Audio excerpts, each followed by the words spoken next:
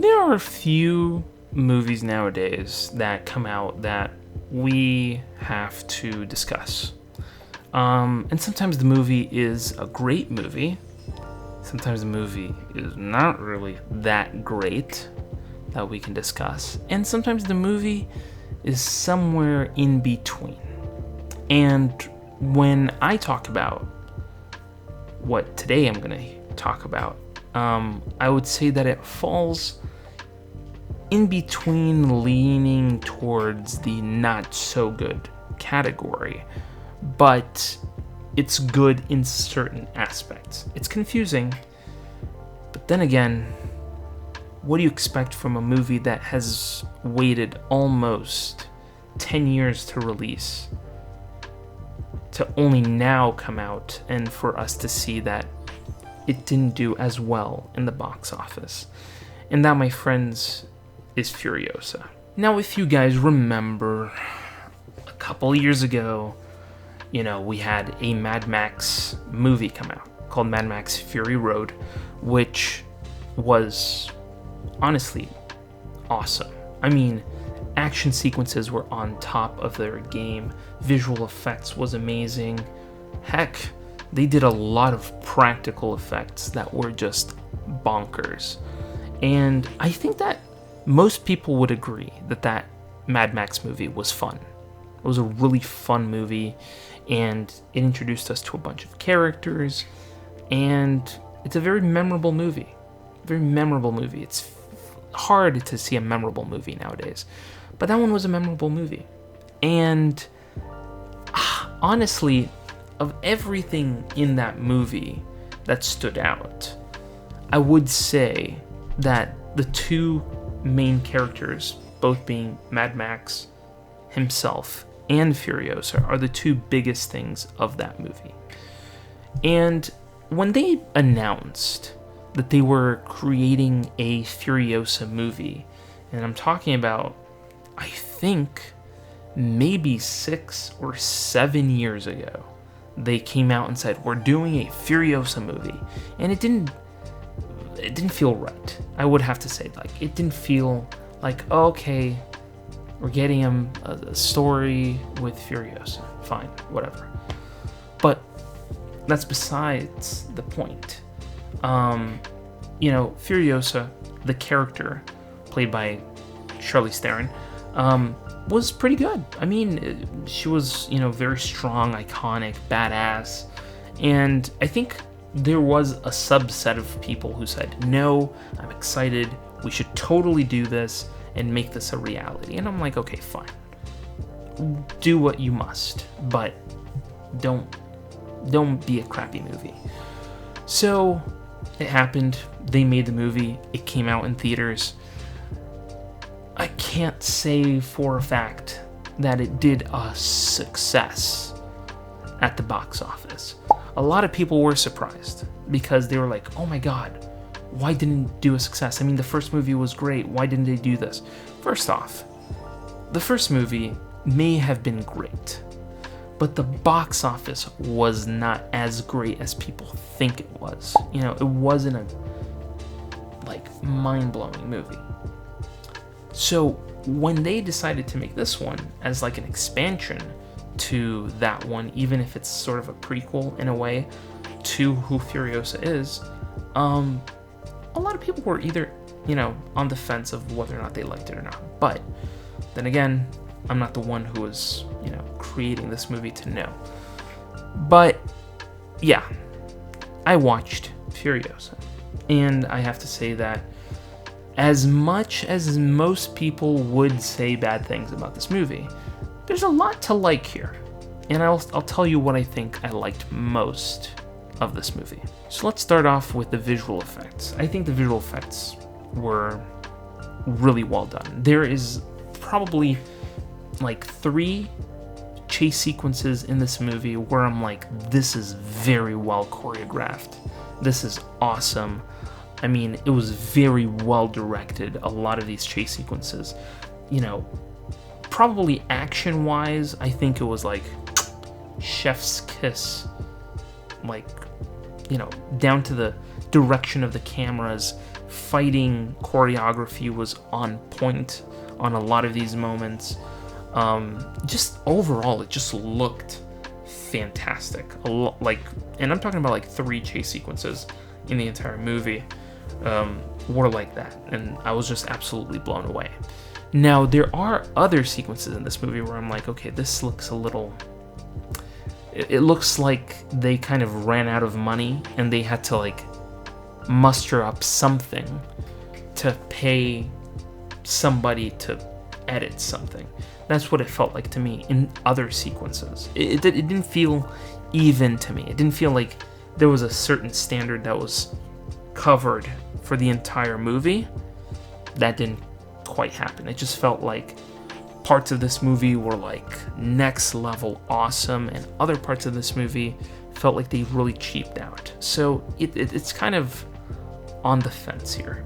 You know, I'm not gonna even say that it's a fantastic movie in that regard, but it did have really great moments. Now, when we're talking about the titular character, you know, the Furiosa, Anya Taylor-Joy, she did great. I think she did a great job with what she was given. You know, she owned that role, and I think that they did a really interesting thing throughout this movie. You know, you have a younger version of Furiosa, and then as she gets older, you do see her face kind of slowly morph into Anya Taylor-Joy's, you know, character.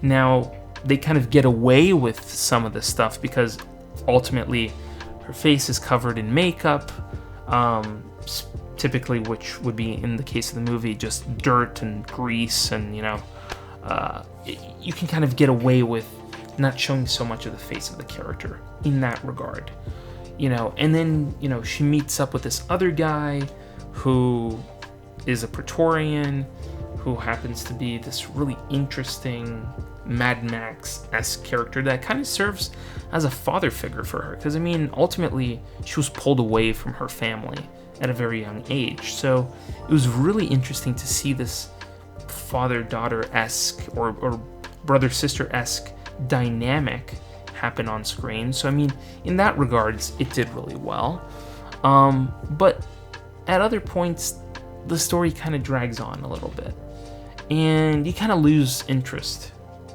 for, you know, what's going on. And I think that if you're gonna make a character that you want to connect with, you have to connect with the character deeply, and that also has to translate on screen really well. Now, again, this is something that I say a lot on this channel, and I will keep saying it until people get it through their heads. You can have a great actor in a role, in a main role, and then the movie can be total garbage, not because of the actor. Not because of the actor. I'm telling you that the cases in which an actor is at fault for making a movie, you know, pretty garbage are very slim. Those cases are few and far between. But in most cases, the problem is not the actor, it is the story. It is what is being told on screen. And when it comes to Anya Taylor-Joy, she is a fantastic actress. You know, we're talking Oscar-level actress that was put into this role to do this movie justice. And at times, you lose connection with her. And you kind of are like, okay, maybe I'll feel sorry for her, maybe I won't. But I think it's difficult to associate yourself with someone who's very cold. You know, that character isn't a warm-hearted character. It's not a character that you feel deep sympathy for. It's a character that kicks butt and does it really well, but you feel no connection for that character because you can't have that sympathetic connection to her because she is a cold character. She doesn't care. She'll kill whoever she needs to kill to make sure that everybody knows what the heck is happening, who's in charge, and that's what it is. You know, that's who she is. She is this absolute machine of a person, even though saying machine in Mad Max, it kind of all fits together. But nonetheless, Anya Taylor-Joy did her best with what she was given, and she did great in the moments that needed to be, and in other moments, the writing didn't help her at all. So I think it's kind of on the fence here. And I can't talk about this movie without mentioning Chris Hemsworth. Now, Chris Hemsworth in this movie looks wild. He looks like he looks like a really messed up version of Thor in this movie. Sort of like an alternate universe version of Thor that just everything went wrong and he's just a complete and utter maniac. And I think it works on certain levels, and on other levels it kind of falters. But I think that if the goal was to make him look like a really weird and wacky character, I think they succeeded really well. He's a big, weird, wacky character that at times can try to make him sound menacing, but he's not really all that menacing. He's just big and silly. I would probably put it like this. He's like the Joker, in a way. He's a bit like the Joker. He's just kind of like laughing and bombastic and this sort of thing. And I get it. I mean, if you're going to do a Mad Max character, you can kind of get away with it existing in that realm, in that world. So I'm interested. I'm interested in seeing if they, in the future, decide to do something with Furiosa and this character. I mean, I don't think it's gonna happen.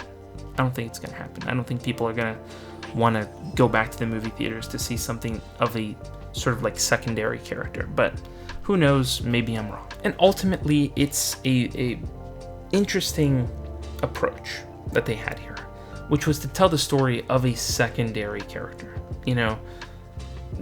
Furiosa is not Mad Max. I think that people want to go to a movie theater to see Mad Max, to see this guy who carries guns and is this huge badass, and that, these moments are put together with incredible choreography and that sort of thing. And I mean, I have to kind of go back and kind of connect myself into other pieces of media that I've seen that best represent what I expect from a Mad Max movie. And there's no other way of saying it, but even the Mad Max game does a really good job of associating, Mad Max to a moment in his life where he now needs to seek revenge, and he has to find a car, and he meets up with this sort of hunchback who helps him fix his car. I mean, trust me, the Mad Max game may not be the gold standard of storytelling at all, but in certain areas, it's better than Furiosa, and I do think that it could have been better.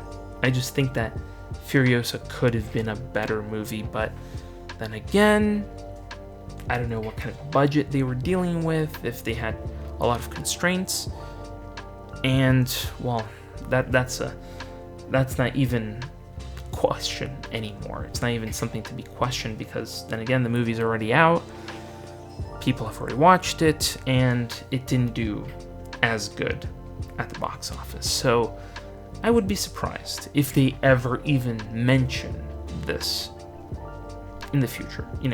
Maybe we see Tom Hardy come back as Mad Max. Maybe we see Charlize Theron come back as Furiosa. Or we can go on a different path. Instead of Furiosa, we can do a different storyline, a different world, a different part of the world in which Mad Max can exist. So I hope that happens. I hope we see more of Mad Max, just in a different form. But then again, all these things are just my opinion. And I want to hear from you what your opinion is on Furiosa. Did you like the movie? Did you not like the movie? Do you think that the movie is worthy of seeing in theaters? Do you think that people who did see it in theaters were more likely to see a new version of it? And then, is it even worth making a new movie on this subject. I don't know. I want to hear from you. I think that your opinion matters just as much as my opinion matters in this realm as well. And if you are here to ask your questions, go down in the comments below, and I want to hear from you. And if you haven't already, hit the subscribe button and hit the bell to be notified when new videos go live on this channel. And thank you so much for watching this video, and I'll see you in the next video. Scrolling through YouTube, same old routine, then bam, movie savant, what a scene. Trivia bombshells dropping knowledge like rain. Forget the dishes, gotta watch it again. Movie buffs unite, savants to place. Subscribe and hit the bell, don't leave a trace. Next level knowledge keeps you in the loop. Savants got the scoop, ain't nothing to recoup.